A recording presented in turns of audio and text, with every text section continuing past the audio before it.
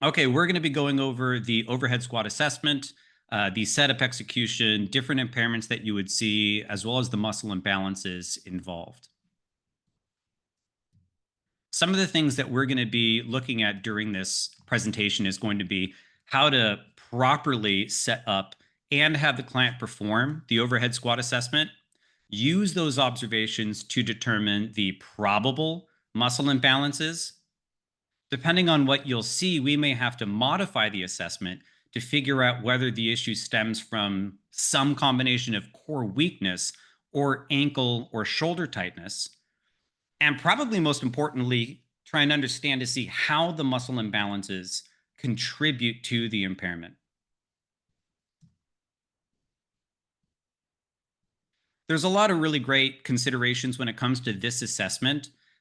For one, it is quick and simple to set up.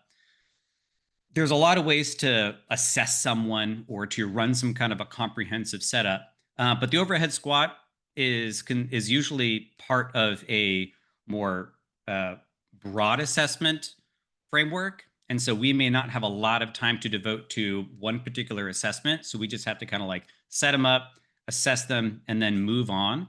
Or if you're reassessing somebody after a month or a couple of months, I mean, in my world, you'll probably have them come in, let's go ahead and reassess you, and then let's get into the program. So it doesn't take a lot of time to set up. It's very simple, and you can kind of get in and out of it very quickly. It's also a really common movement. I mean, standing, squatting with your arms over your head is not something you're quite going to do. You're not going to really do it at Trader Joe's.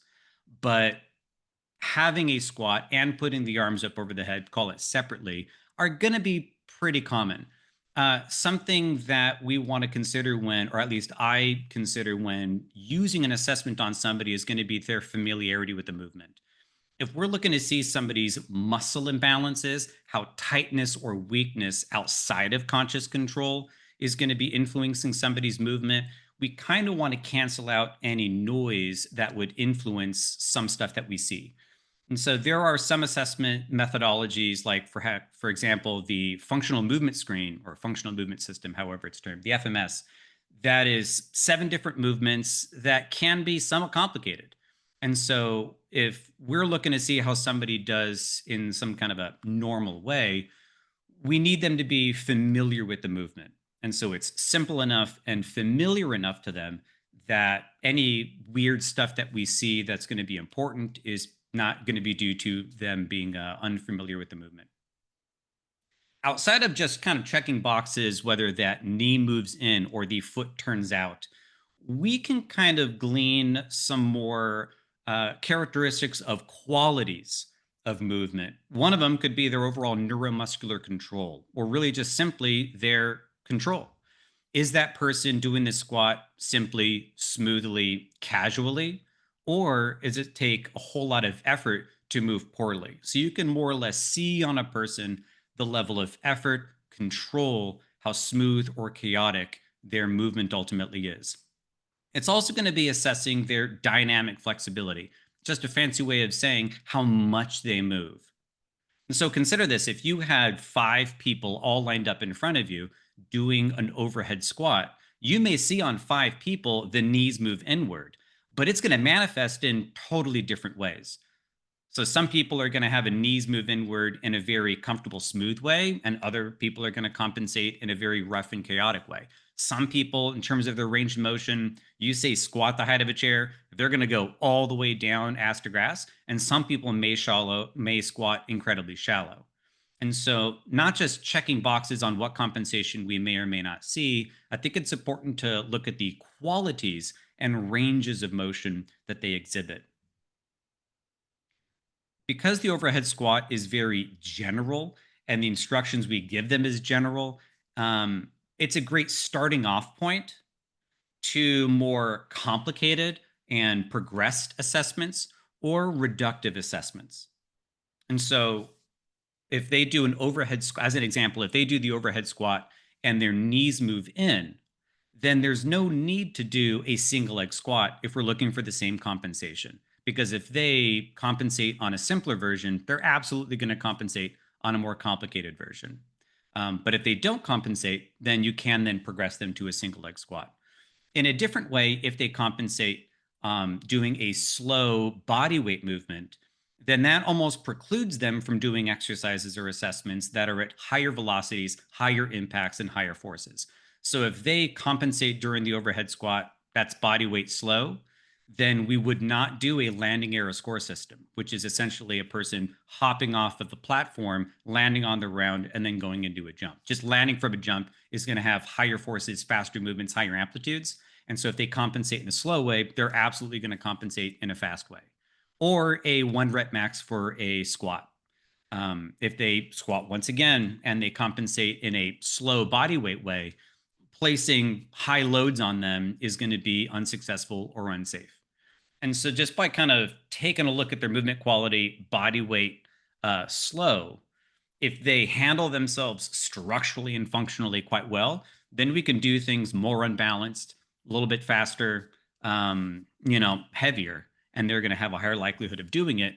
But if we see, call it significant compensation, it precludes them from doing assessments that are more complicated, faster, or heavier. As well, when we do an assessment and you see compensations, you look at the list and it says these are a bunch of probable type muscles or probable weak ones, but it's going to be like a bunch of muscles that are going to be listed there. And it's like, well, are they all equally problematic? Is there really going to be one of the muscles in the list that's most problematic and then everything else is secondary or tertiary from there? So based on the general assessment, you'll figure out what's going to be out of balance, and then you can do manual muscle testing on a group of potentially weak muscles to find out which is going to be the main culprit, or range of motion assessments on the group of tight muscles to see which one is going to be the most the biggest culprit. And so you can get a lot from just doing the overhead squat. Hey, your knees move inward, I'm going to have to watch for that. Maybe we got a couple of tight things and a couple of weak things, and you set up your movement prep based on that. But really, depending on your expertise, you can use that as a basis to then kind of more narrow in on isolated assessments to figure out what that person's primary weakness and tightness is, and then, move from there. So now we're going to take a gander at the proper way to set up and execute it. It'll start with some considerations, in terms of equipment you should have. As long as you have some floor and gravity, you're pretty much going to be good to go. You don't need kind of complicated, bits of equipment or hurdles or ground force plates or things like that. I suggest having a camera. Obviously, the person needs to be comfortable with being recorded, but just having kind of a template where you're going to check off a list, you kind of miss a lot of the granularities of what you see. So I'll, get my iPhone, I'll put it on a tripod, I'll set it at a distance that you can get the person's entire body in there, and then record the whole thing. I'll record it from each of the views, anterior, lateral, posterior, and then I'll keep it in their file. And then every month or every 3 months, I'll go ahead and reassess them. And what's really cool is after a couple of months, assuming the program works reasonably, you can then kind of put, hey, listen, this is what you look like at the beginning of the first session that we did. And then now here we are 2 months later. And you can hopefully see some level of improvement, even if that person is still compensating, maybe they're compensating less. Maybe they're going from having really wiggly knees to having more smooth knee position. And so by recording the assessments, gives you something that you can refer to. You're like, hey, what is your compensation? What's kind of going on then? Easy reference, but also more importantly, especially for establishing value, rapport, and getting re-signs, is to compare the two. Optionally, you can have something to help elevate the heels. As we're more or less get to, if somebody goes into an excessive forward lean, we may not know if that's going to be restrictions in ankle dorsiflexion or weakness around the trunk. So we can elevate the heel, take the slack off the calves, and then reassess them. Based on that, if they, as we'll kind of get to, if they still compensate, then we know it's going to be more like trunk weakness. If that compensation goes away, then the restriction's more around the calves. Anyway, you're going to want to have something around. Maybe it's a half foam roller, maybe it's a 2x4, or even kind of like 5-pound plates, something to elevate the heels. Whatever the case is, whatever tool you use, you're going to want to reuse that same tool, same height, same setup, to be consistent. In terms of like a location or environment that you want to have, I'm a strong believer that you should have some kind of a vertical reference point in their background. It could be an official grid that you'll put that person in front of so you can see some kind of lateral deviation or deviation in general. But if not, put them into kind of like the corner of a room so you have that kind of the verticality of that corner angle right behind them, or even more or less near, or maybe not in a doorway, but near a doorway. The reason is if they're in front of kind of like a blank wall, we may not really easily see if that person kind of deviates left, deviates right, or kind of moves the joints in some kind of a way. The body's set up pretty vertically, legs are vertical, arms are pretty vertical in this position, trunk is overall vertical. So if you have a rear or a vertical reference point behind them, you can see certain deviations that happen relative to that. The other couple of things is in terms of the surface, it's going to be important to have it flat. We want to see how well the foot and ankle complex does in a neutral environment. So if it's going to be done in the gym, everything's pretty much going to be flat. So there's really no issue there. Something to consider, though, is going to be the surface texture. It's ideal that the surface texture is going to be non-super grippy. Non-super grippy, is that a good way to describe it? It should be relatively slick. And that is so that the feet don't just kind of get stuck to the ground. One of the compensations we may see is if the feet turn out, but if the feet on the ground is pretty much stuck there because it's got like a rubber flooring or something like that, that'll prevent the feet from more or less turning out and kind of hide the compensation that would ultimately be seen. So an aerobics room is going to be great. Basketball court's going to be great. In my gym, we don't have either of those two things. But we do have a slide board. And so we'll have the client, you'll see in a couple of the assessments, person's going to be standing on a slide board, and that allows the feet to move if they do move.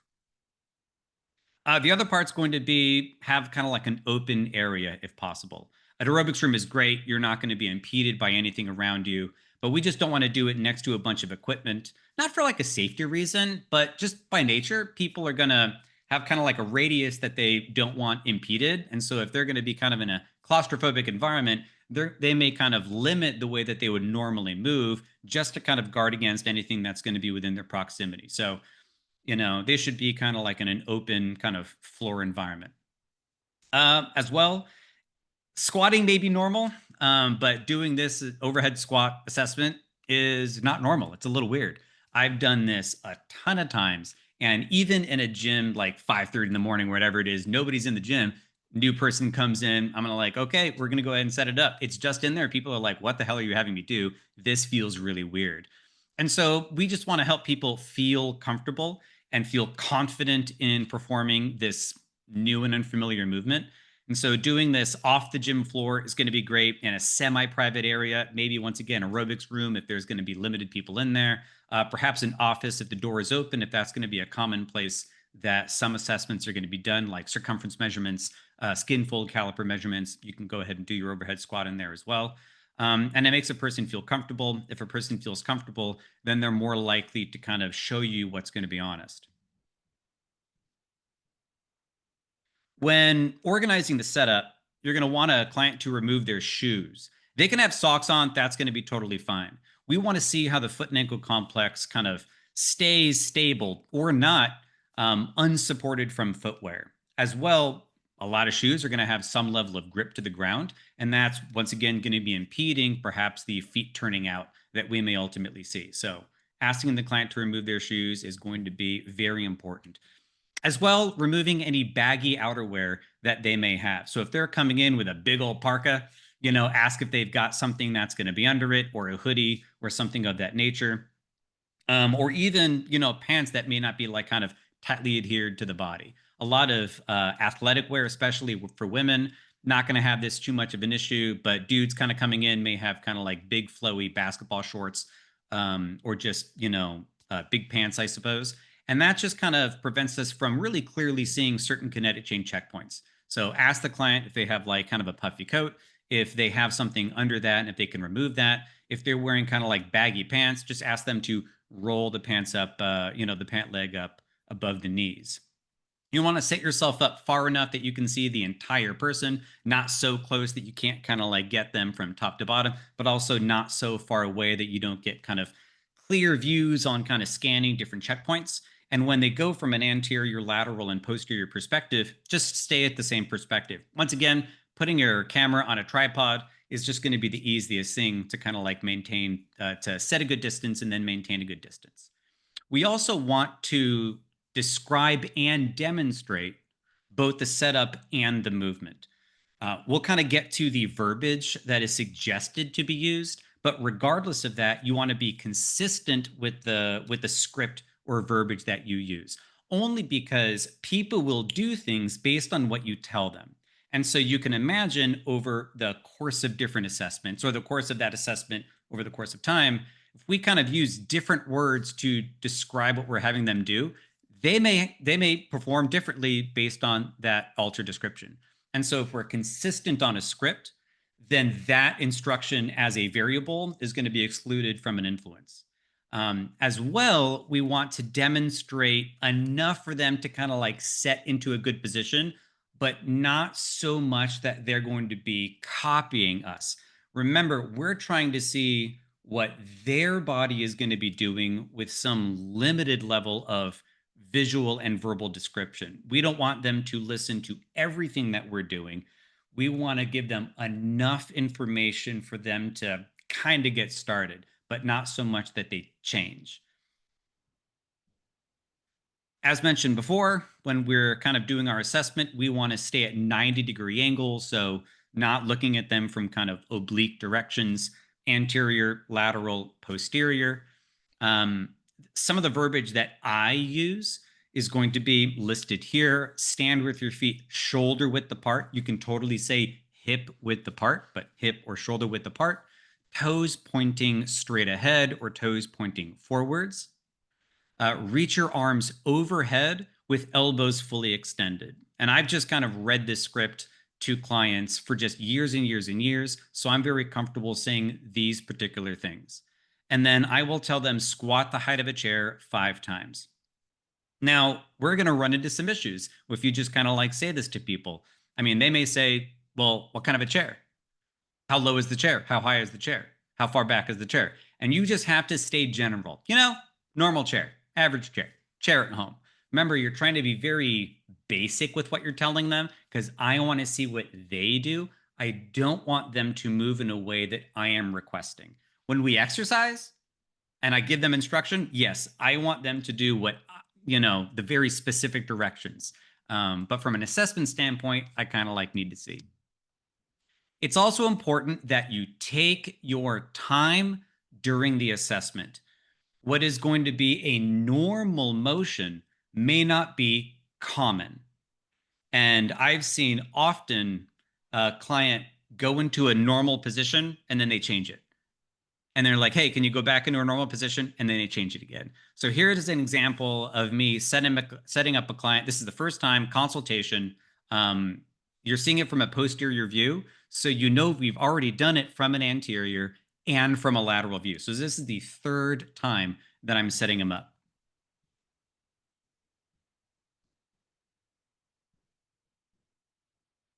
Did you guys hear audio from this? No audio from this. No. This is why we do this.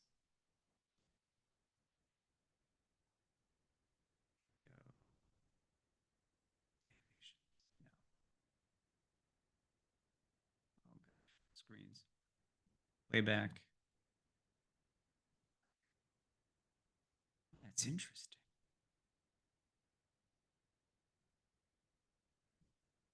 Okay, let's go back. So this may still not work, but that's okay. So I'm asking him to put his feet hip width apart. And then he gets it kind of close together. And then he goes feet kind of like wider, turned out again. And I'm like, nah, man, you got to bring your feet in hip width apart. And he goes, okay. And he looks at his feet and then watching, he turns up his head. So he's like, bro, this is straight. And so we're basically having this little couples fight over, well, no, see, then he just goes wide again. I'm like, nah, bro, you got to bring your feet in. And so oftentimes if someone is used to having a wider or altered foot position, that is normal for them. And then placing them into a neutral position is going to feel really funky. And even if they look at their feet to set it in place, when they then bring their eyes up, their nervous system just may say, hey, listen, I don't like this. This feels a little out of balance or a little tight. They're going to go back to how it was before. And so it's going to be incredibly common when you set someone up into a true neutral position that they're going to be like, bro, this feels really weird. If their feet naturally turn out and you have them face forward, they're going to tell you it feels like their feet are all turned in like that. And so that should also be kind of a sign if, if you get them from some wild, wide stance or whatever it is, whatever their position is, to neutral, and they're like, hey, this feels really weird, you're probably going to see some shit. So you just kind of like put that in your back pocket and then watch it run. So common mistakes when setting up the overhead squat is that it may be kind of like a distracting environment. So once again, if you're kind of like out there on the gym floor, or if there's like really loud music, then you might see some just kind of like alterations in their movement quality because their eyes are kind of moving around from a lot of movement or just being distracted from a lot of music. So try and be in somewhat of a secluded, relaxed environment. As mentioned before, if the surface is going to be overly grippy, it's going to be masking potentially seeing their feet turning out. If they have restrictive clothing, like they're coming in with jeans and a belt or just, something of that nature, you're going to see some altered movement, not because of what's going on beneath the skin, but what's going on exterior to the skin.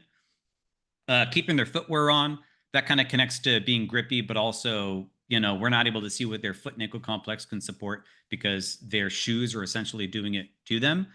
Some of the compensations that we see are going to be relative to a neutral position. And so if they get set up in a position where their feet are going to be, let's say, turned out, then we can't see if their feet are turning out because they're already in an out position. It's kind of like that movie Super Troopers. You can't really pull over if you're already pulled over. Hopefully, if you've seen the movie Super Troopers, it's the first scene, you're going to be good to go. So proper stance, make sure, take the time to set them up into a proper position.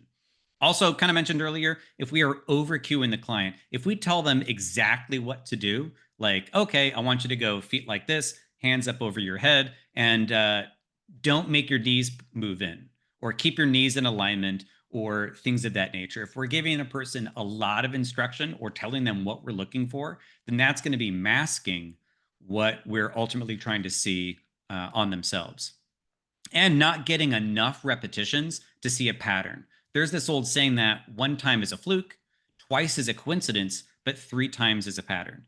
And so we want to call it upwards of 15 repetitions so we can see if there's going to be some kind of consistent compensation and not just a singular mistake.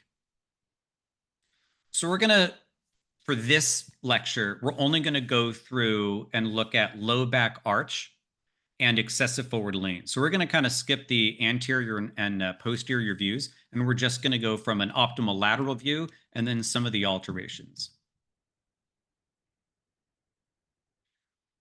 So from a lateral view, we're looking at the lumbopelvic hip complex, shoulders, and head. Ideally, the lumbopelvic hip complex stays neutral. So if they have a normal lumbar position, that lumbar position stays consistent during the descent and ascent.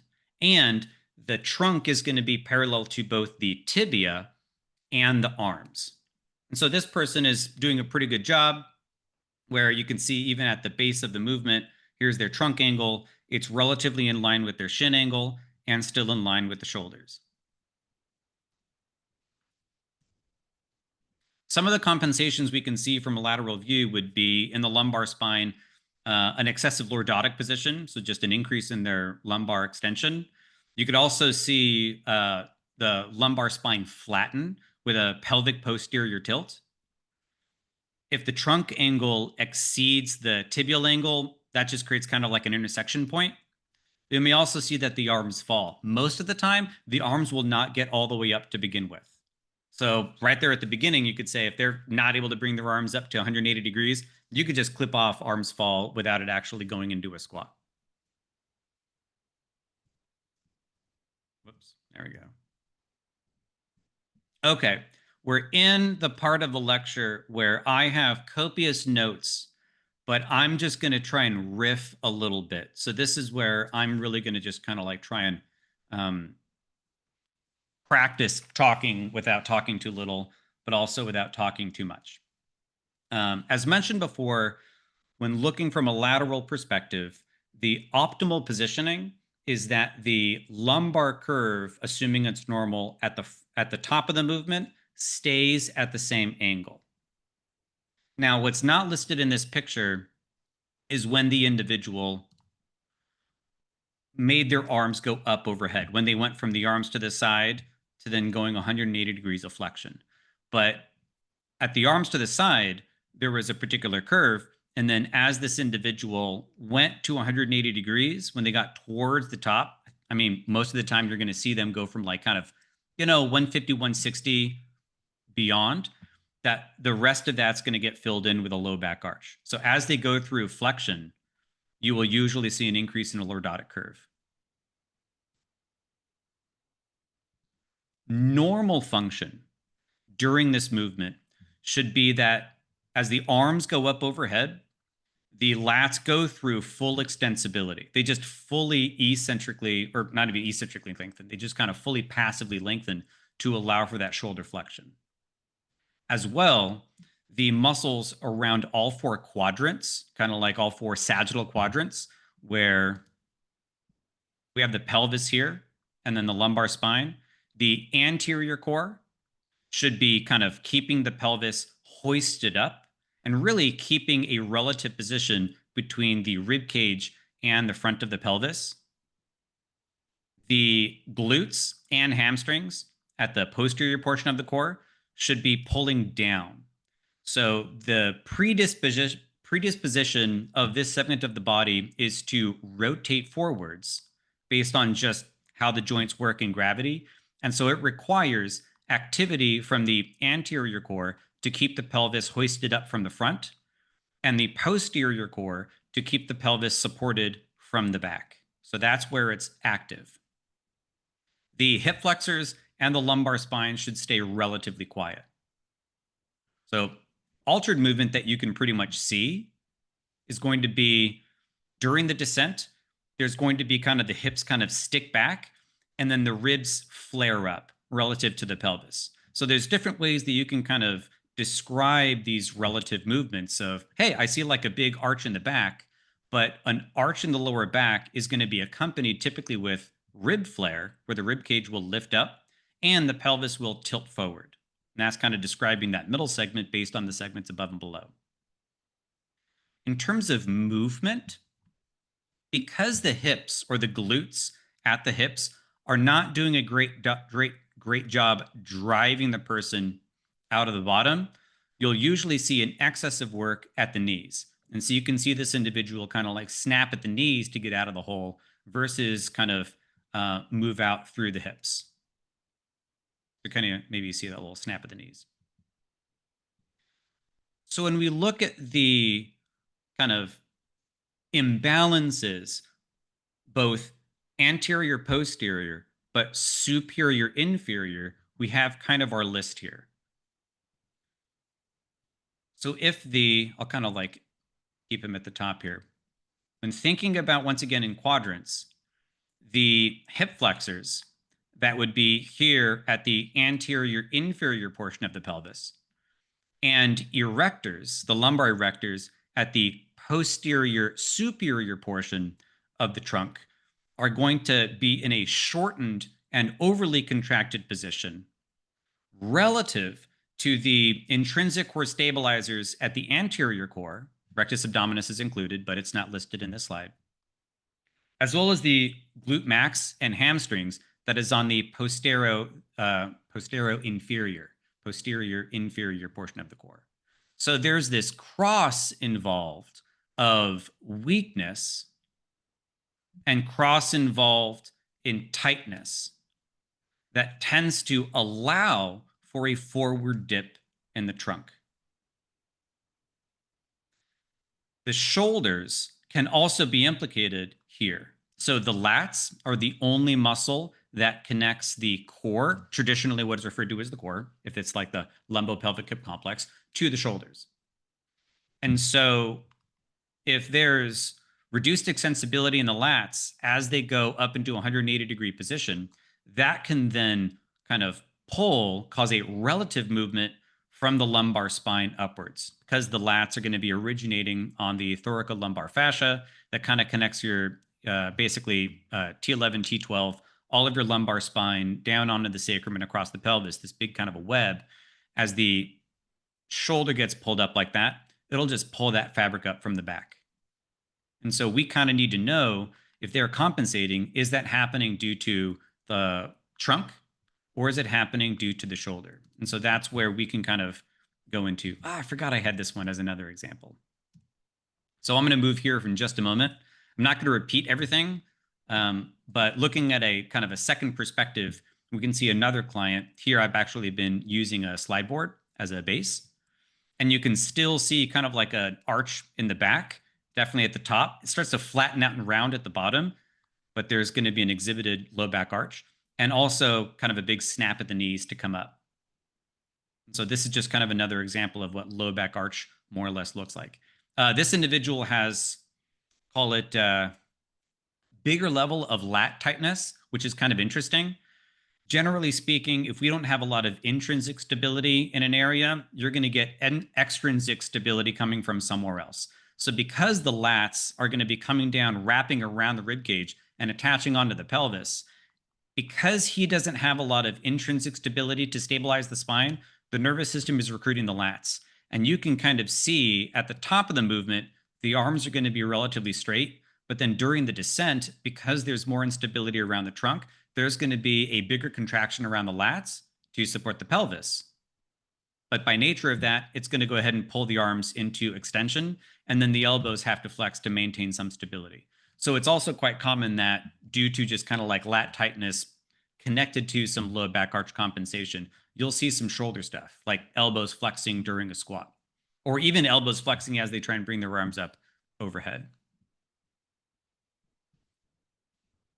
I don't have a visual example of how this change in or how this modified assessment would look, but I'll kind of like describe it anyway. Is it core weakness or is it shoulder tightness? Well, we're going to have to eliminate one. And so if we take the hands from overhead onto the hips, it just reduces the required extensibility from a lot of shoulder flexors, including lats, pecs, pec major, pec minor, as well as the coracobrachialis. So it just takes all of those potentially tight shoulder muscles out of the equation. We repeat the assessment. If we see the same compensation, then it's going to be likely something around the core. If that compensation goes away, then that impairment is usually coming from the shoulder. And then we kind of know, okay, in order to clean this up, are we going to be focusing more on shoulder flexibility or on core activity? And then you can start biasing your corrective effort more on a lengthening direction or more on a strengthening direction, just depending on how you've kind of modified the assessment and how that modification exhibits the results. So if the squat improves, probably going to be some shoulder dysfunction. If the squat does not improve, possibly going to be some LPHC dysfunction.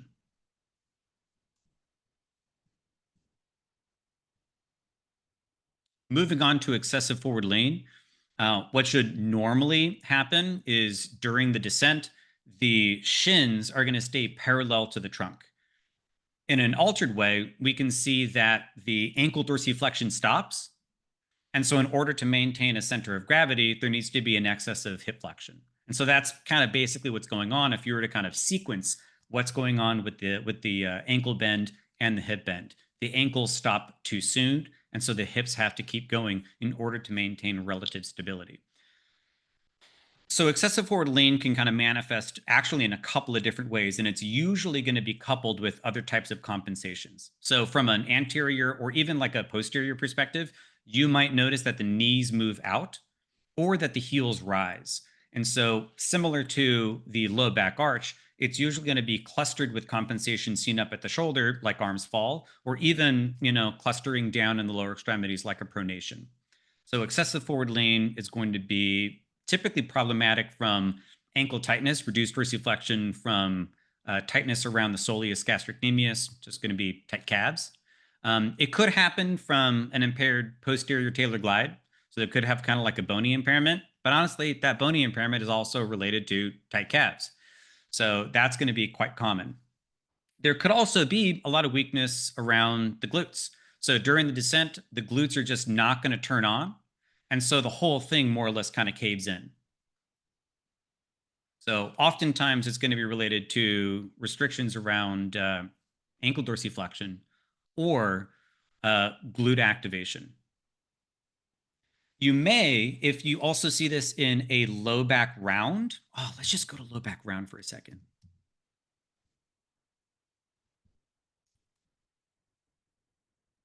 So if you see this individual at the descent, you can see how there's a posterior pelvic tilt.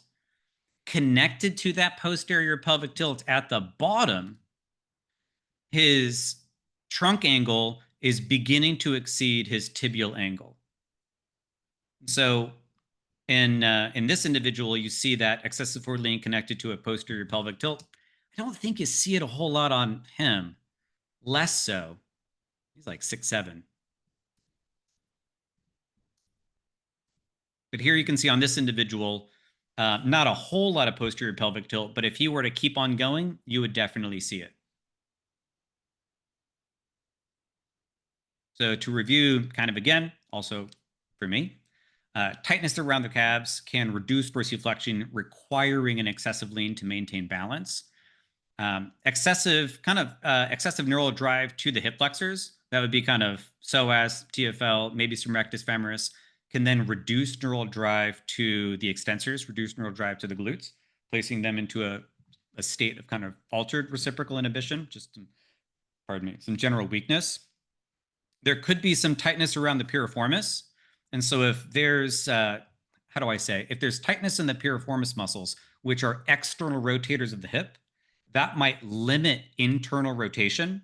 And so during the squat, if there's a limit of internal rotation, that blocks, and then the hips can't basically fold over the pelvis as much. And so you start getting kind of an excessive lean or ultimately kind of a round.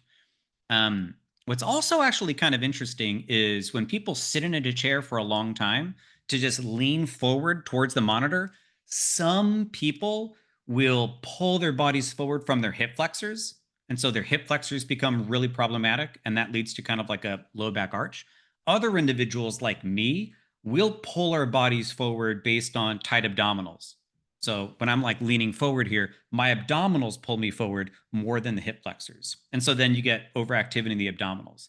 And so when you take that kind of state where a person's been sitting for a long time, either holding on with hip flexors or holding on with abdominals, and then you say, all right, let's go ahead and squat, which requires then a flourish of contraction around the core, you'll get an excess of neural drive on some people going to hip flexors, folding them forward, folding the pelvis forward into kind of like an arch. Or other people, like me, an excess of neural drive goes to the abdominals, and that pulls them into an excessive forward lean or a round. This is a lot of information related to Shirley Saruman's, text, if you're familiar with that, movement impairments of, diagnoses and impairments of the human movement system. Diagnoses. Yeah, something like that.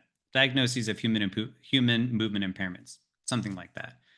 Very interesting material on how different nervous systems in different positions will just kind of get a little wild, and then however it adapts to that will then manifest in different ways in different movement patterns. Do I have another? Oh yeah, okay.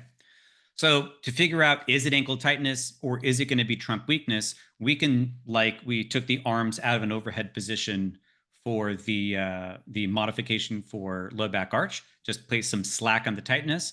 By elevating the heels, gets them into a little bit of plantar flexion, reduces that tightness or gives them a little bit of slack on the calves, and also gets that center of gravity a little bit more forward. And so if that person compensates still, then it's likely going to be an issue around the trunk. If that compensation goes away, then it's likely going to be an issue more around the ankles. And then you kind of know, okay, I need to be doing a lot more calf stretching. The issue is not really around like weak glutes, or we need to do a lot more core to get those glutes and posterior chain to kind of like flicker on. So I am a really big fan of doing these modifications because a lot of people will show either some kind of a core compensation by excessive lean or low back arch or something like that. And it's like, well, I don't know if it's coming from tightness or weakness. And then therefore, I don't know how much flexibility training I should be focusing on relative to core training.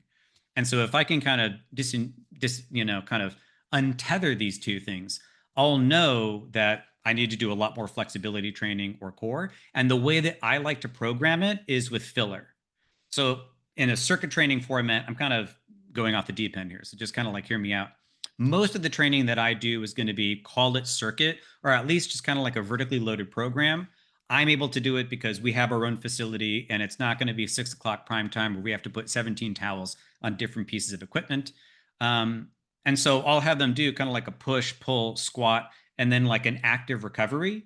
And that fourth exercise will either be some, flexibility training on a particular segment if we have to continuously open it up, or it's going to be on some kind of activation training if we have to keep something on. And so an example could be if someone's got like tight shoulders and they have an arms fall, we'll do our, scheme, and then we'll do like a bench T-spine mobilization just to kind of like get them to kind of, tilt over, pull something over and to extend the spine and extend the shoulder.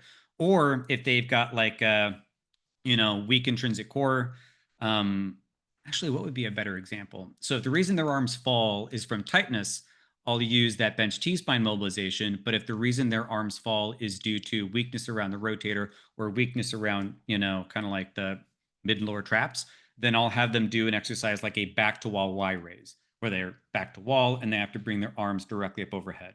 So I'll either improve the impairment by lengthening or improve the impairment by strengthening, depending if it's a tightness or weakness issue.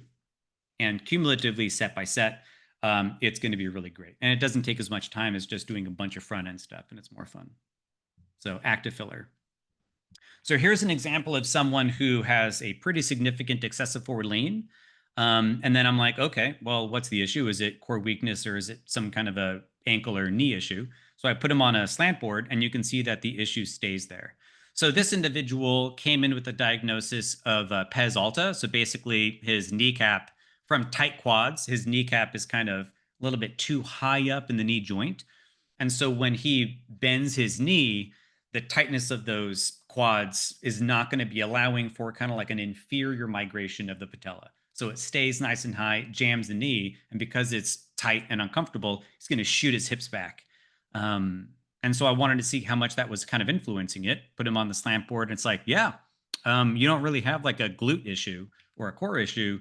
You've got, in his case, based on his diagnosis, really tight quads. And so we would do just like a lot of quad extensibility exercises, for like his entire program. So we'll definitely foam roll the quads in some surrounding areas. His big thing was doing a half kneeling hip flexor stretch. And even when we would do like kind of cable exercises for pull downs, instead of like a seated pull down, we would do a half kneeling cable pull down. And so that he can kind of keep kind of stretching his quadriceps in a bunch of even different positions while he's doing his exercises. I mean, even when we would do like bicep curls, instead of like a seated bicep curl or a standing bicep curl, we would have him be in a half kneeling position doing bicep curls, just so that throughout like the entire session, we're kind of getting a lot of quad extensibility, and it works really well. So it's nice about some of these assessments. Yes, you can kind of figure out what are the potential muscle imbalances. Maybe depending on what you see in modifying the assessment, is it going to be more tightness or weakness? So it even lets you know how to kind of bias your solutions. But you could take some of those solutions in terms of body positions, and then you can kind of bleed them into your entire program, whether that's going to be some level of active filler, run 3 or 4 exercises, and then do some more activation, or run 3 or 4 exercises and do some more lengthening. But even your body positions. So if this person, had like tight quads, then I'm like, okay, we're going to do a bunch of like half kneeling positions. And that's going to help us just get even more extensibility out of there. And probably, not a whole lot of exercises that require a huge amount of knee bending. And so he's really good at hinging exercises. So he would do like single leg RDLs. We would do like some step ups in kind of like a low position, because I know that he just does not have a whole lot of, knee range of motion. So we're just not going to do exercises that require a lot of knee range of motion. So now we also know not just what to focus more on, but also certain motions to move away from or to do less of. Okay, so that is the presentation. I don't even know what time it is. Awesome. So that was something like maybe 45 minutes or so, where we kind of discussed little bits of what the assessments are supposed to do, some characteristics of them, how to properly set up and execute them, and then going through different compensations, both what it should look like, what it may look like, what the muscle imbalances are, and then also how characteristics of those muscle imbalances connect to the impairment that you see. We only went over two of the impairments that you could see from different views. We chose a lateral view, and that was going to be excessive forward lean and low back arch. Obviously, there are plenty more that you can see from both an anterior and posterior view. In later presentations, I'm going to be, just for my own additional practice and what have you, going, and for a little bit of variety, going over those different views in kind of like a similar way as I discussed them today. So I'll kind of like open up the floor to any questions. If there are anything in any of these presentations you want to look at, if there are certain cases that you're kind of like dealing with that you would like some feedback on, or if you just kind of like want to talk shop for a little bit, feel free to stay as long as you want. My next session is at 4 p.m. And so, Pacific Standard Time. So like, I'm good. What you guys got?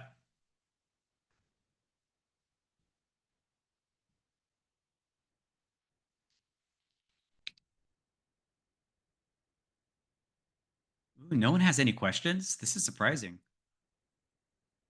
I mean, I Okay, had tons of questions, but that's just me. I'll ask a question. Mm-hmm. I'm Tara. Yeah, Tara. Yeah, I noticed I have a few older clients, and when I asked them to do this, we're remote coaching, so I asked them to do video and photos and send them to me. And I didn't notice until later, but they had quite a lot of problems with their feet. And I just don't know how to address it. So we're talking about bunions, or like the feet aren't bearing weight evenly. They're on the edge of their toes or their heels. Do you have anything about that?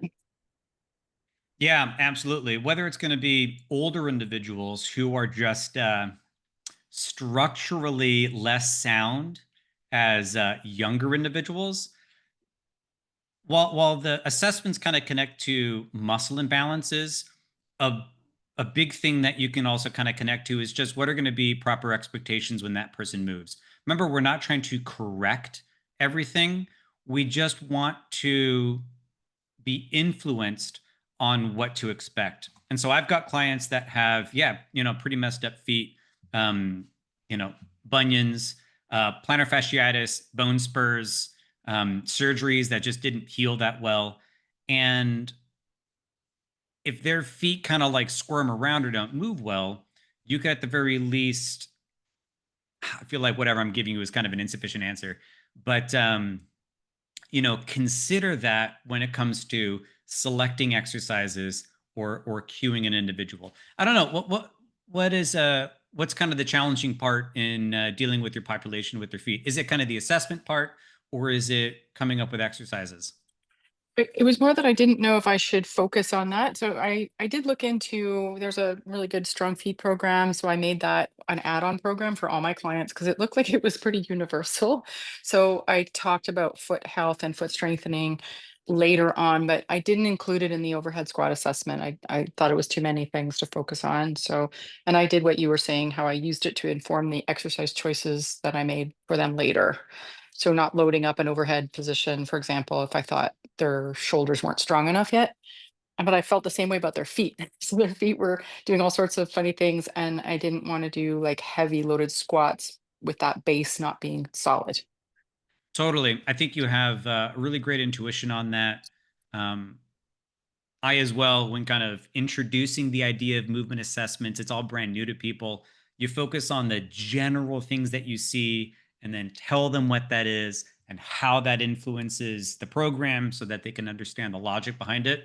And then, over time, you can be a little bit more granular with your observations, then kind of decide, okay, well, you know, toes twinkling on the ground is not a compensation that you would see in the chart, but something around the foot or toes may be influential. And then, yeah, you can kind of give your client some homework, or depending on kind of what you're doing, you can focus some exercises, on those parts of the body.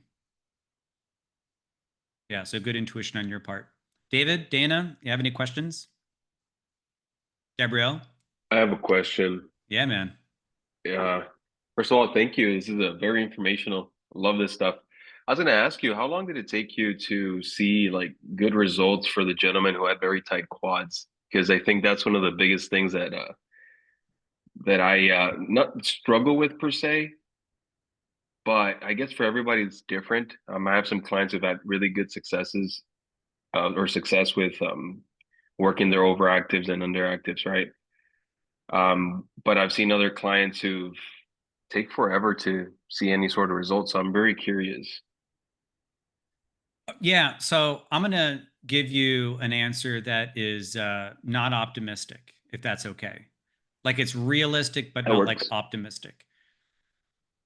The success that you can see in movement improvement over time is highly dependent on obviously the magnitude of the impairment that you are seeing, whether it's just like a movement pattern or if there's something structural involved, connective tissue, skeletal tissue, stuff like that, and the amount of influence non-gym activities have on that. And so I have clients that have just like really tight calves. By the way, this person that came in, they have not seen like really any improvement. Like they've had some improvement in like pain, meaning less pain, which is great. But in terms of like movement quality, like little or none. And that's because he drives like an hour to work every day. So he Mm. can like be at home and like foam roll and stretch for a couple of minutes. And then you stick him on the freeway for an hour each day. And that just like it just shoots a bazooka at whatever we see. And so some clients, in terms of expectations, you can expect improvement if the amount that they're doing good things is competing with the negative influences. That's awesome. Sometimes you have to expect, well, we're not going to get any worse. Well, hopefully we just don't get worse. Sometimes, depending on the person, your expectation is let's slow the rate of decline. Hmm. So, I have clients that came in and their posture was terrible and they just like looked like Smeagol, right? Or Gollum from Lord of the Rings, right? But they were in a position where they were recently retired. So they had a lot of free time. They saw me 3 times a week and they walked, every day for like a mile or 2 miles. And in 1 month, we saw pretty significant improvement. I can even kind of like bring up the comparison of over a month to show you from like, from day one to like whatever, day 30.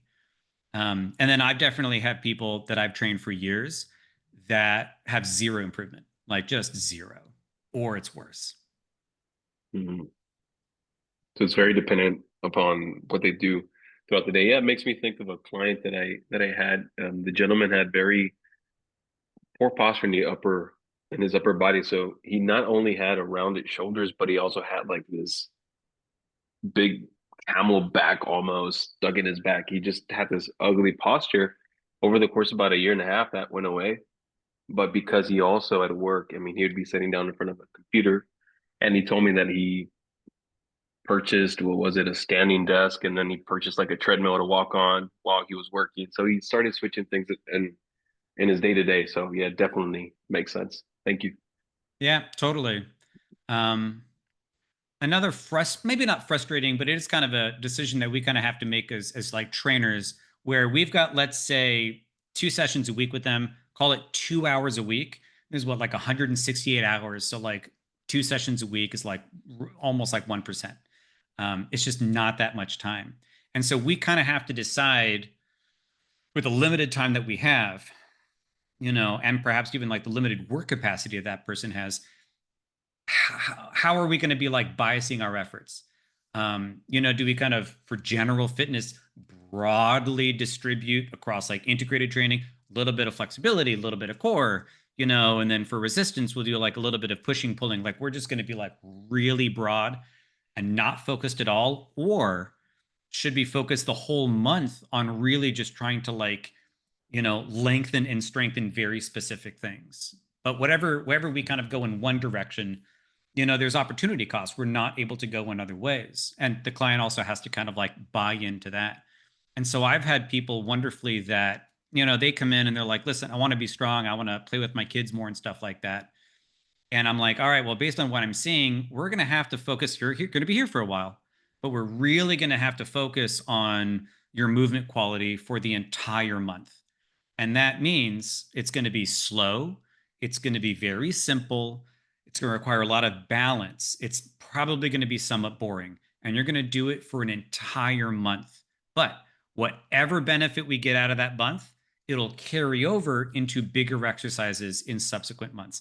And they'll either buy into it or not. And so I think, yeah, for the frustration, if you've got some clients that are heavily compensatory, but they want to like gain performance, trying to like get them buy-in on, call it like a stabilization phase, like a true nature stabilization phase, is difficult. And sometimes you'll have to like figure out how much you're going to kind of contribute to that.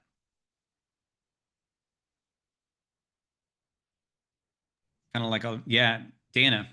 Yeah, so my clientele is like very senior populated, and they are more like, oh, I'll come once a week.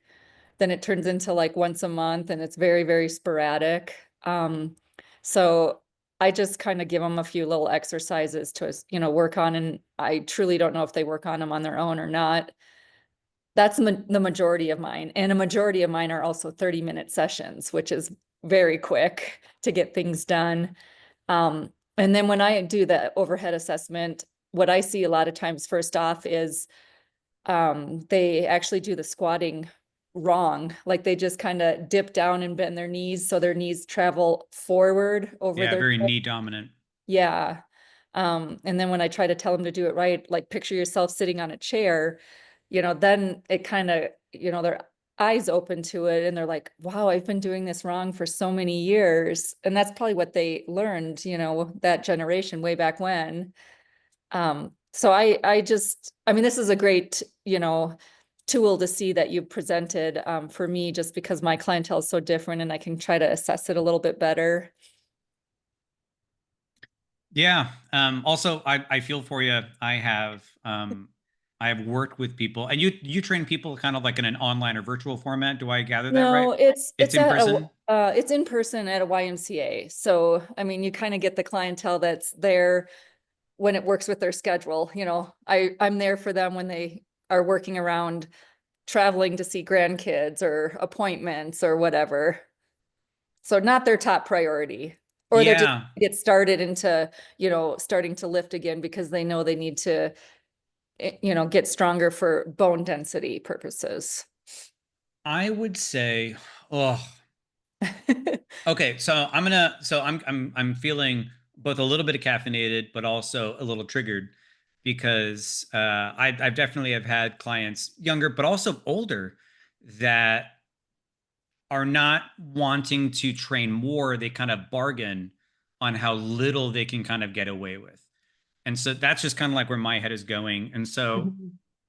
what I'm going to share with you is my opinion. By no means is this going to be an expression on, your philosophy or what or your clientele and all that stuff. It's probably, I hope you kind of agree with it, that your senior clients could benefit from training not less frequently, but more frequently, and not more frequently solo, but more frequently in person. Mhm. Clients of mine that have been older, and by older, I'll say over the age of 60. So I'll just have that as kind of like a demarcation.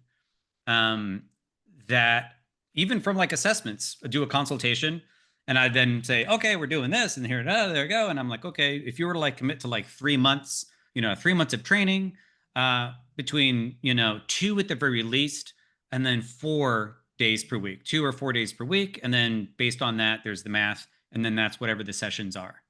And they're going to be like, they'll look at the price or look at the package and they're like, well, how about the one session? Can I do it? Can I train once a week? And I'll tell them, no, you cannot. It's a waste of your money. I'll just tell them no. Yeah, but what if I do it at home? You're not going to do it at home. That's why you're here with the trainer, because you're not going to do it at home.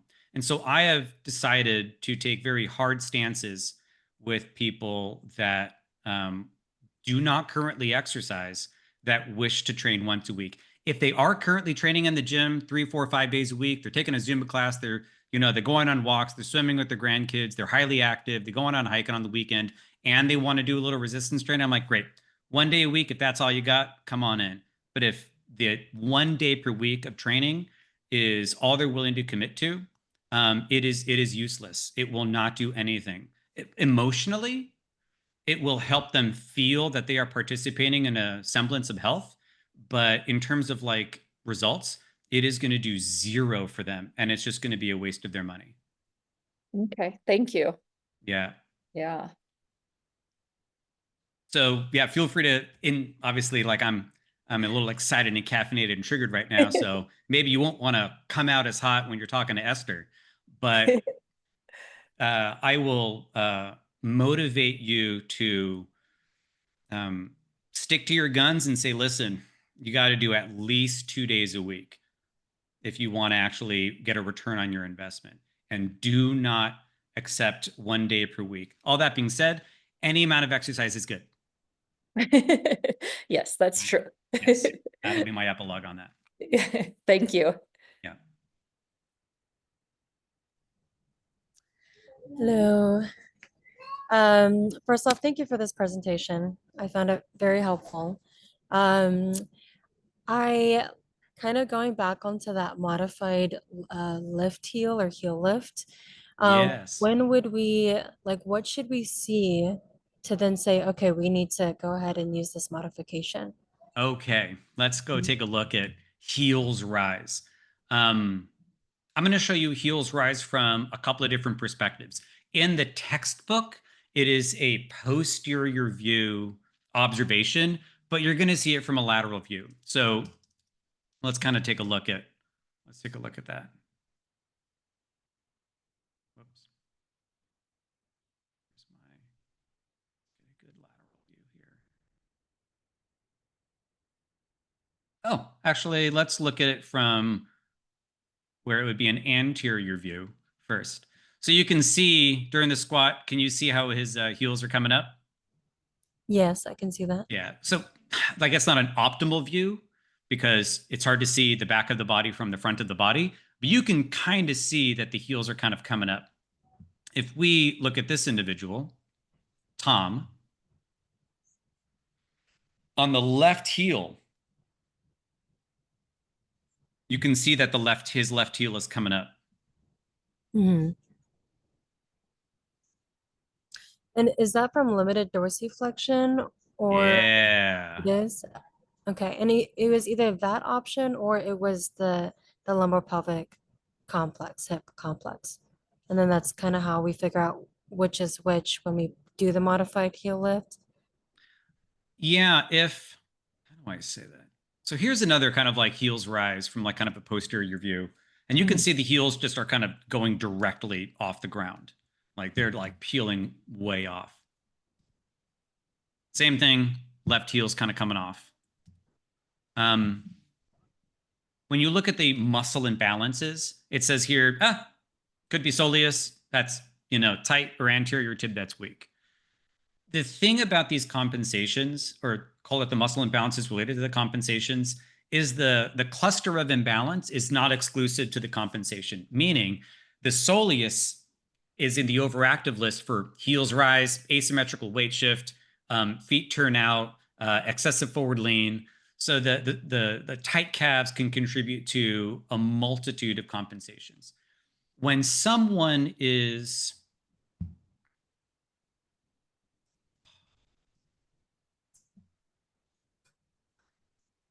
it's so interesting with like a movement pattern standpoint.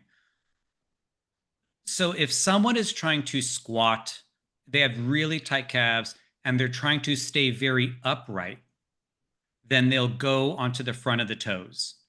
And then when you tell them, put your heels on the ground, they'll go into an excessive forward lean. So excessive forward lean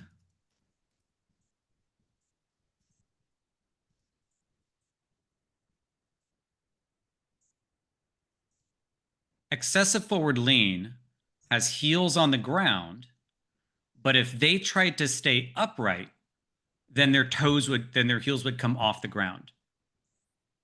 And so that's why by placing them in this position, we get them from being excessive. And then if the heels come off the ground, they get to be more upright. I see. Does Can you that kind answer of your question? I feel elaborate? like I didn't answer your question. I kind of went in a weird direction.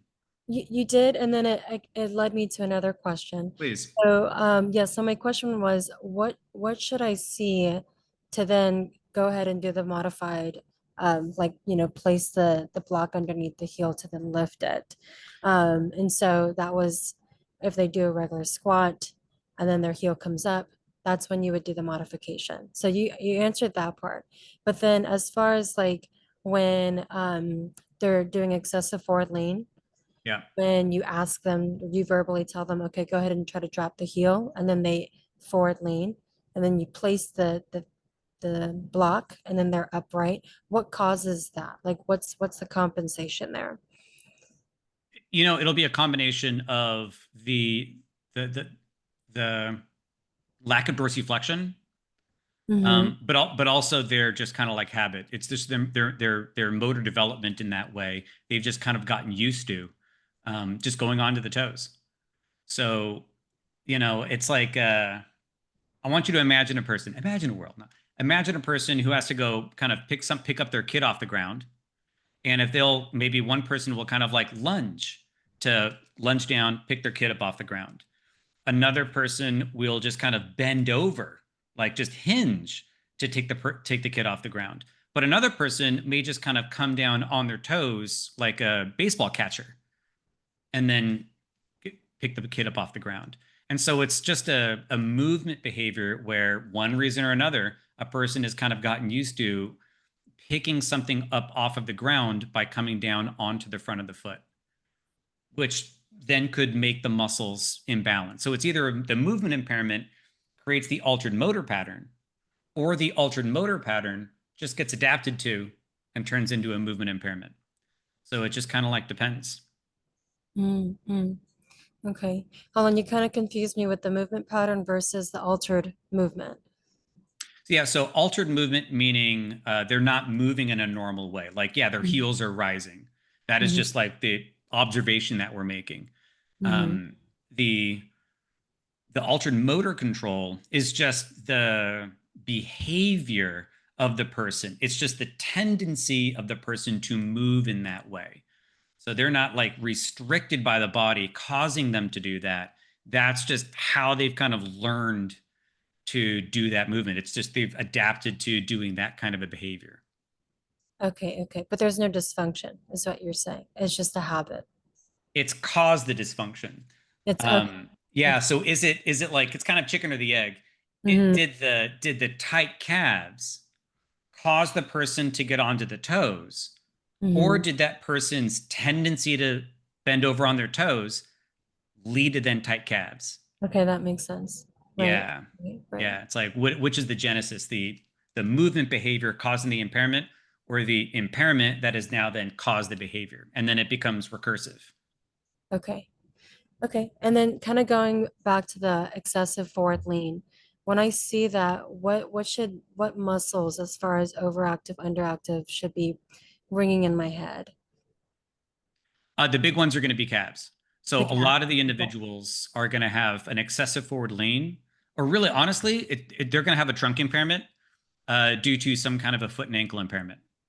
Okay. Absolutely, because that's going to be it's going to be the interface between the body and the earth, and so how the foot and ankle complex basically manage stuff will Mhm. cause the nervous system to try and seek balance, going all the way up the kinetic chain. Okay. So starting from the foot and ankle, we lift their heel, the compensation goes away. Then we say, okay, it's the gastroc Yeah. soleus complex. If the compensation doesn't fix, then it's up the kinetic chain. We're saying, okay, it's the hip flexors or piriformis. Is that right? It's usually going to be kind of a weakness causing the collapse. So even though the hip flexors are like in the overactive category, the hip Mm-hmm. flexors are not necessarily pulling the person into an excessive lean. Mm-hmm. So it's implicated as perhaps the overactive hip flexors is then causing altered reciprocal inhibition of the glute max. Mm-hmm. And it's the glute's inability to control eccentric movement, right? Makes To control sense. that eccentric movement. It just causes the whole thing to kind of collapse in. Okay, okay. And we would say it's the eccentric weakness of the glute max if they're Yeah. able to have an upright body. Say Is that again. that our conclusion? So like so they're on the we do the modified left heel, Yeah. and before the modified left heel, they have excessive forward lean. Yeah. And then we do the modification. Now they're upright. Can we conclude that it's because of eccentric weakness of the glute max? No, if they still compensated with the heel elevated, then we know that the issues around the core. So like this individual here, like let's say she excessively leaned, and we're like, all right, let's go ahead and toss you on the block. And then now it looks all super clean. Then, it's likely the impairment was down here at the ankle and that her core was working pretty much just fine. Okay. Okay. That makes sense. Yeah. That makes sense. And so just to clarify, Love it. the heel, because the gastroc part makes sense. If she's not upright and she still is compensating, then we're thinking, okay, possibly tight hip flexors, but also weakness of the eccentric glute max. Yeah, which is going to be tied together. So if a person's, hip flexors, and this is kind of like that, the force couple relationship where a joint moves and, oh my God, you ready for this? I'm going to say like basically like a crazy ass fortune cookie, but just like deal with me for a little bit. Our skeleton is made of joints. Joints move in two different directions: flexion, extension, internal, external rotation. Joints move in opposing directions. Muscles only pull, so we have opposing sets of pulling muscles. So around the hips, when it comes to flexion and extension, to kind of call it that, we'll have the hip flexors at the front going in that direction, and then the hip extensors. But if we want control of a joint in one direction, there is an onness or activity in one group of muscles, and then there's a circuit that shuts off activity on the opposite side. So if the glutes are on, then the hip flexors inhibit. If the hip flexors are on, it's the glutes that inhibit. And that's just so you can kind of control the joint in both directions. What happens though, due to call it pattern overload, if a person's in a situation where, let's say, the hip flexors are in a shortened position, like a person seated all day, the nervous system perceives shortened muscles as being excessively recruited. So if the muscle's in a shortened position, it'll increase neural drive to those muscles, especially if that person has the tendency to activate them, to stay upright when they're like seated in the chair. Makes sense. So the excess of neural drive going in one direction will then cause the opposite excess of decrease of neural drive in the opposite direction. And so the nervous system, by adapting to an excessive neural drive and insufficient neural drive, when that person is in a position that requires then that muscle to activate, the circuit fails. And so the glutes are not necessarily weak because they lack mass, even though a person that doesn't use their butt will probably have like some atrophy, and then the material of the glutes don't really work. There's no signal going to the glutes. So there's like an impaired neural drive because the hip flexors are getting an excess of neural drive. And so that's why when it comes to seeing the impairment, step one is know what a normal movement should be. Step two is going to be observing the compensation. And then step three is going to be figuring out your short and then long muscles. Because when we set them up for some corrective work, we have to work on the short and overactive side first. And so that's why it's generally suggested to do some kind of, self-myofascial technique to inhibit the overactive muscle, then a lengthening technique to add some length. And then we're able to get the joint in a position to shorten the lengthened muscle on the opposite side to a normal length. And then we can zap it with some neural drive. So like a sample corrective routine on this person that has an excessive forward lean would be to perhaps, use a foam roller to inhibit the quads. If they're having a problem getting into hip extension, I'll probably put them into a half kneeling hip flexor stretch to then practice that extension. Part of getting that hip extension is going to be asking them to like squeeze the glute. So if they squeeze their glute, it gets them to a little posterior pelvic tilt, which then also helps to lengthen and reciprocally inhibit the quad. Once I get a little bit of juice in the glute, we'll probably do some type of, hip extension. Maybe it's floor bridges. Even though personally, I think that they're a little puny, we'll do some kind of like some hip thrusters, to more or less deal with that. And then that gets a little bit more life in the glute. It gets the hips to be a little bit more active. And then you can more or less like reassess, and they should have a more upright posture, but only after that whole sequence is more or less done. So Okay. yeah, dealing with the overactive side first in terms of your corrective strategy, and then going to the underactive side, because you can't access underactive glutes if there's overactivity in that place. You'll just light up some kind of a synergist from the segments above or below. Okay. So because the like let's say given the hip flexors glute max, if the hip flexors are overactive, we have to lengthen it, kind of what you said. Yeah. And then as far as the glute max can't activate because there's decreased neural activity. Yeah. So does that also play into the passive insufficiency, like the glute max? Does that play into the passive insufficiency, why we can't recruit properly because it's overly lengthened? Yes. Okay. Okay. So that's why it's important to then activate the overactive. No. Lengthen the overactive and then activate the underactive. Totally. So there's a structural and functional relationship to the imbalance where most of the time, most common, a muscle will be mechanically short and neurologically overactive, Mm-hmm. and a muscle mechanically long and underactive. Mm-hmm. So most muscle imbalances, like call it, have a neuromechanical issue where it's going to be overactive. That's where the word comes in. The nervous system sends a signal too fast, too early to the group, and it's in a shortened position, so it may be mechanically weak. And then the muscles on the opposite side are lengthened because the joint is in the direction of the shortened muscle. So therefore, the muscle on the opposite side is going to be lengthened, making it also mechanically weak with a decrease in neural drive where the signal that gets sent is going to be sent too late and too weakly. And so if there is going to be an issue of a neural recruitment issue, and a mechanical length issue, then we have to have a solution that's also neural and mechanical.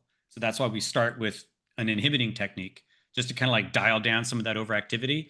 And then we can get some lengthening so that the joint can get back into a normal position. And then we can move on the opposite side. Because if that joint of like the hips are still can't really get into extension, you can't get the glute fibers in a position that is normal so that the brain perceives it as an area to recruit. And so if we keep on trying to recruit a lengthened muscle, the nervous system will misfire and then recruit the segments above and below, and that's going to be the lumbar erectors or the hamstrings. Okay, that's huge. That's game changer for me. I appreciate that. Did we go over like transverse plane as far as like tibial external rotation and knee valgus varus? We did not, but like a way to be complicated with the planes and the observations is we have to view words again, okay? A person will move parallel to a particular plane, and we have to observe them perpendicular to that. So like the screen that you're seeing right now goes sideways, like on a frontal plane, and you have to look at it perpendicular to that frontal plane, right? So that's how there's a position of the person moving and then the position of the observer, and how that often not just relates to assessments, but also to when you're watching someone, we will kind of have to like scan them from different perspectives in order to view that compensation or that movement pattern from different planes. That being said, when we're looking at like a lateral view, that's their sagittal plane. So you're looking for sagittal plane compensations on the sagittal plane. Frontal plane, we could look anterior and posterior. For transverse plane, you can't really look at them top to bottom. Like that's just weird. Someone squatting, you're going to get right under them, and that's right. That's a totally different service. So we have to infer transverse compensations from anterior and posterior views. That being said, all the rotary stuff, damn it. The rotary stuff that we may notice, like tibial external rotation, really just kind of call it just kind of like pronation, where some segments of the body are kind of falling in and rotating out. And then other segments of body kind of like are rotating in. So you've got like, femoral internal rotation, You've got tibial external rotation coupled with some kind of like eversion, a lot of folding kind of going on. I got to fix this video. So let's actually go to the next one. So yeah, from an anterior view, you can see on Tom, left foot, his left ankle doesn't dorsiflex. And so it has to spin to the outside to make room. His ankle is so terrible. Like he doesn't even have 0 degrees of dorsiflexion. Like he's stuck in plantar flexion. And so his foot turns out and the heel rises. And you can just also imagine he's got an asymmetrical weight shift because he can't bend this. The whole structure tries to shift to his right. And so his right hip and right lower back is always angry because it has to excessively contract to stabilize his left side pushing. Mm. So this is also a case of like knees move outward. You know, same thing, knees move outward. But God, I wish you could kind of like see. I got to fix that video. Oh, but maybe we can see like a foot turnout from a posterior view. That's always helpful. Oh, there we go. There we get some foot turnout. So this is also kind of like an ankles fall in. And you can see, you know, here the ankles kind of fall in, the foot's already relatively turned out, and he has a tendency for the knees to kind of collapse in. He is also a case of an asymmetrical weight shift. Not a lot, but the left side tends to dump in a little bit more than the right side. So he's kind of got a little shift to the left a little bit.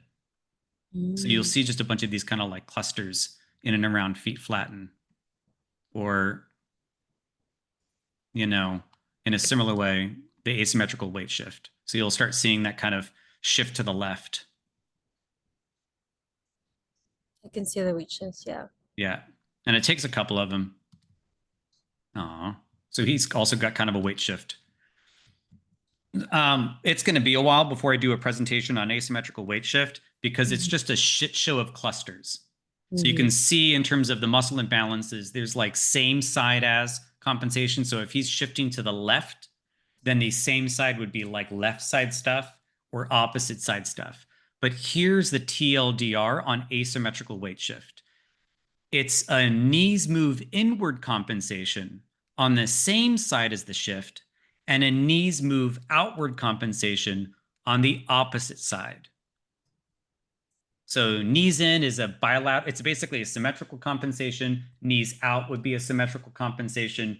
And then if you have something pushing to the outside, it's going to shift everything to kind of like push something to the inside. It's true. Which is just a shit show to solve because you need 2 different programs. Yeah. I'm excited for that whenever you get that going. Would you be open to doing a course or class, like an interactive course where we take what we've learned today and kind of apply it to like real life cases? And then maybe we go into breakout rooms and then we come back and we discuss like based on the assessment, what we see, and then how we would address those muscle imbalances. That's a great question. I have a laundry list of, so adjacent to these like kind of like courses that I'm going to be putting online is like a mentorship course that I'm, you know, going to be running. Currently, I just kind of offer single session mentorship courses, kind of like a la carte, whatever the person kind of like wants to discuss. We just kind of like drill in there. But also kind of like a 6-session mentorship course, pretty much for like newer trainers. So that's the short answer. The subtly longer answer is, yeah, having like online workshops. It would be like a multi-hour online workshop where we would have, you know, a first part, which is going to be informational. Just, hey, this is a bunch of stuff. Second part would be, okay, now let's go ahead and practice. And everybody would have access through Google Classroom to video and recordings of things. But like, okay, you as a group, or really you as individuals, look at the video. What is the compensation that you saw? And then we would kind of like talk about it. And then ultimately the solutions. So it would be a little bit more interactive and kind of like long form. The first part's going to be informational. What's the stuff that's going to be discussed based on some of those things and likely material that is reviewed ahead of time through Google Classroom, video content, stuff to read, things like that. You would go into some level of individual breakout instead of like kind of groups. It tends to be kind of like more productive that way. and then people kind of coming back and then kind of comparing what they saw and things of that nature. So that's coming down the pipeline. Okay, So awesome. short Pretty answer is exciting yes. stuff. Yeah. Yes. Appreciate it. Thank you. Cool. This is great. David, Dana, Tara, do you guys have any questions? Anything that you kind of want to understand or discuss? Oh, just thank you so much for this. I haven't seen this many overhead squat videos in my life, so it's been really helpful because I'm a new online trainer. I only see my clients. So Yeah. this is really, really helpful. You know, Thank to you kind of so much. piggyback on that, and these will be kind of like my closing words as I've got AJ doing squats from different perspectives behind me, is, you know, I really like NASM's approach to assessment protocols as well as the OPT model. You know, having been around for a while, I've been exposed to a lot of different, like, call it philosophies or approaches to basically assessing, addressing, and progressing. And I think the OPT model, just philosophically, of like stabilize, then load, and then speed up, is pretty groovy. One thing I've always found frustrating, though, is the lack of real world descriptions on, like, let me see what assessments look like. Tell me about the imbalances. How does the tightness or weakness of this contribute to the thing that we're seeing? And also, honestly, program design. There's plenty of like sample programs in the texts that I think are bullshit because it just shows you how to like fill in a box, but there's no case study. There's no like, hey, here's an assessment. Here is the program that we ran. And then here's the assessment video to essentially validate the flow of assess, address, and then progress. Or what if you didn't see any results? Like, how do you know then what to solve? How do you kind of make some adjustments? And so I spent a lot of time kind of teaching some of this stuff. And I found it quite valuable for my students that have then gone on to do pretty cool things. And so I'm really excited to help bridge the gap between stuff that is just in the text and then stuff that is real world. And then ultimately, through some level of like mentorship, honestly, feedback. Because without some level of mentorship or feedback, sometimes you just don't know what you don't know, but also you don't know what you do. And so, like Tara, you know, you had some questions or some kind of curiosities at the front end, and there was not a lot of feedback I could give you other than you're right. And sometimes validation in a craft is all you need for confidence. And so I'm happy to kind of like to share this stuff. All right, everybody. Thank you very much. I'm going to go ahead and stop the video. I'm going to, send you a link to the recording of this. I'll also be doing like so many more of these, just from a lot more practice. So it'll sound maybe a little bit different. We'll also review different compensations. I'll post the invite in the Facebook group. So feel free to, keep on coming. If you have any questions and you want to have like individual mentorship or explore what that's like, feel free to contact me through, I guess, Facebook, Instagram, reply to the email, all that kind of stuff. Thank you, Mark. All right, everybody. Thank you. Thank you very much. All right. Bye-bye.